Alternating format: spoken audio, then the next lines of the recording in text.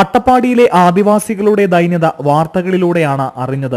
അന്ന് തുടങ്ങിയതാണ് അവിടുത്തെ കുട്ടികൾക്കായി തങ്ങൾക്കാവുന്ന എന്തെങ്കിലും ചെയ്യണമെന്ന തോന്നൽ. ചിന്ത അധ്യാപകരുമായി പങ്കുവച്ചു. ഒടുവിൽ തീരുമാനിച്ചു, ഇത്തവണ വിനോദയാത്ര വേണ്ട. അതിനായി കരുതിവച്ച പണം അട്ടപ്പാടിയിലെ കുട്ടികൾക്കായി ചിലവഴിക്കണം. പിന്നെ വൈകിയില്ല.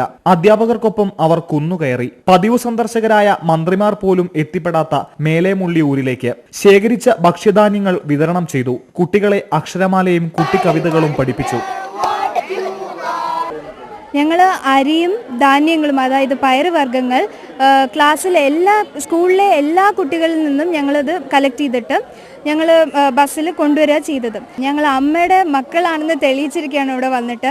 അമ്മ ഞങ്ങൾക്ക് എപ്പോഴും പഠിപ്പിച്ചു തരുന്നത് പുവർ ആൻഡ് നീഡി, അതായത് പാവപ്പെട്ടവരെ സഹായിക്കണം തന്നെ അമ്മ എപ്പോഴും ഞങ്ങൾക്ക് പഠിപ്പിച്ചു തരാറുള്ളത്. So as we are really blessed to come here.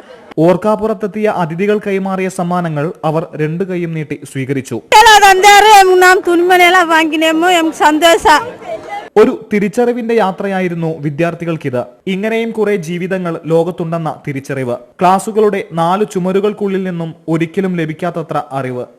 ഇങ്ങനെയും കഷ്ടപ്പെടുന്നവർ നമുക്ക് ചുറ്റിലുമുണ്ടോ എന്നുള്ളൊരു തിരിച്ചറിവ് അവർക്കുണ്ടായി.